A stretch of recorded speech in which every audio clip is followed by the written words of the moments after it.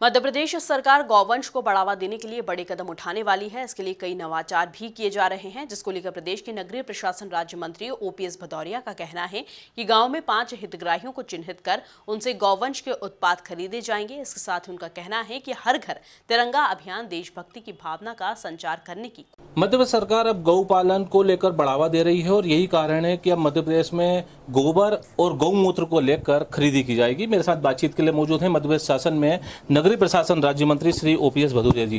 भदौरिया जी, किस तरह की कवायद रहेगी और सरकार किस तरह से गौमूत्र और गोबर को लेकर खरीदी करेगी?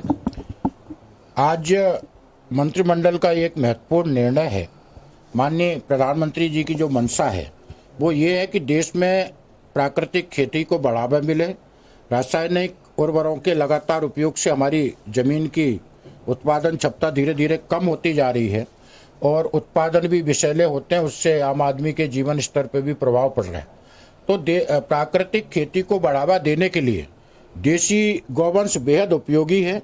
देसी गौवंश से जो गोबर और खाद के रूप में गौमूत्र का उपयोग होता है वो हमारी खेती को बढ़ावा देता है। देसी गौ का जो दूध है वो हमारे जीवन के लिए भी बहुत उपयोगी है।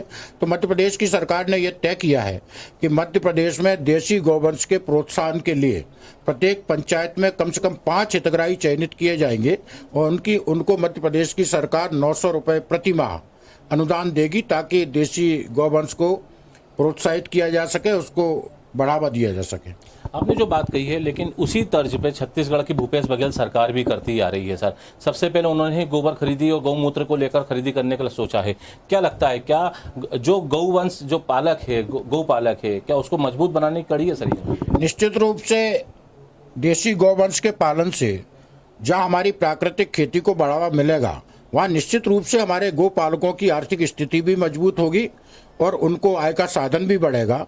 तो निश्चित रूप से ये भी एक प्रयास है कि इसके साथ साथ हम अपने ग्रामीण क्षेत्र के लोग जो गौपालन और पशुपालन पर निर्भर हैं, आत्मनिर्भर बनाने के लिए प्रदेश की सरकार उनको आर्थिक मदद करना चाहती है। सर, अभी आज़ादी का अमृत महोत्सव मनाया जा रहा है सर। अभी केंद्र सरकार द्वारा जिस तरह से हर घर तिरंगा अभियान को लेकर बैठक भी हो रही है, अभियान चलाया जा रहा है, किस तरह का प्रोटोकॉल मध्य प्रदेश में रहेगा? प्रदेश के आम नागरिक को खास तौर से नौजवान पीढ़ी में देश प्रेम की भावना पैदा करना, देश प्रेम का संचार करना, ये भी एक मूल अभियान है भारत के अमृत महोत्सव के अंतर्गत माननीय प्रधानमंत्री जी का। तो मध्य प्रदेश में ये तय हुआ है कि भारतीय जनता पार्टी के प्रयासों से लगभग 1 करोड़ 20 लाख घरों पे तिरंगे फहराए जाएंगे और इसके लिए एक अभियान के रूप में भारतीय जनता पार्टी और मध्य प्रदेश की सरकार लगातार प्रयास कर रही है और निश्चित रूप से जनता में बड़ा उत्साह है इसको लेकर के। तो इसको एक अभियान के रूप में चलाएंगे ताकि प्रदेश के नागरिकों में राष्ट्र प्रेम की भावना पैदा हो सके।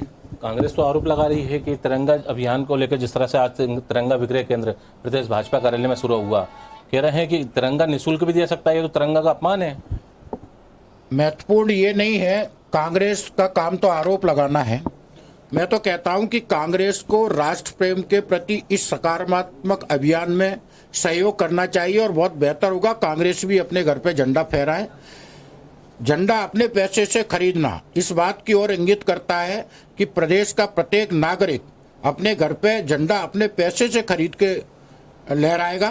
भारतीय जनता पार्टी चाहती तो झंडा प्रदान कर सकती थी, पर उसको हम आम लोगों के योगदान के साथ जोड़ना चाहते हैं, इसलिए लोग झंडा खुद खरीद के अपने घर पे लगाएंगे तो निश्चित रूप से राष्ट्र के प्रति उनकी जो आस्था है उसमें वृद्धि होगी और एक नए ऊर्जा का संचार भी होगा।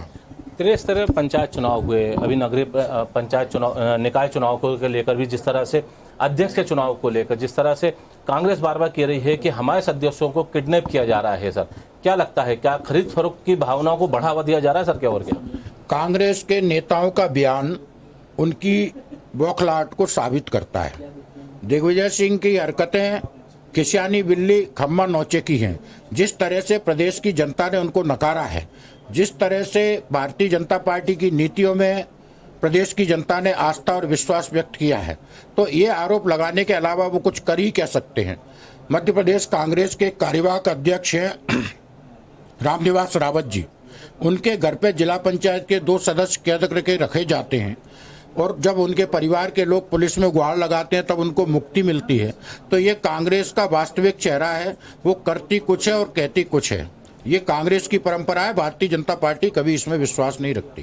मेरा एक आखिरी सवाल है सर, भोपाल और इंदौर के मास्टर प्लान को लेकर बार बार आम नागरिक देख रहा है कि कब लागू होगा भोपाल और इंदौर का मास्टर प्लान। दोनों ही मेट्रो सिटी हैं सर, क्योंकि लंबे समय से कवायद चल रही है सर, कब तक आने वाला है?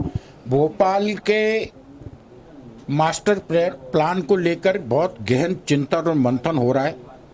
पिछली जो सरकार थी कांग्रेस की, उसने मास्टर प्लान कुछ भूमाफियाओं को लाभ देने के लिए उनकी मंशा के अनुरूप गठित किया था, पर मध्य प्रदेश की सरकार, मुख्यमंत्री शिवराज सिंह जी इस बात के लिए प्रतिबद्ध है कि जो नया मास्टर प्लान आएगा वो भोपाल की जनता के हित में होगा, लाभकारी होगा। किसी भी तरह का आर्थिक बोझ भोपाल की जनता पे ना पड़े और किसी भी तरह की सहूलियत भूमाफियाओं को ना मिले, इस बात का विशेष ध्यान रखा गया है।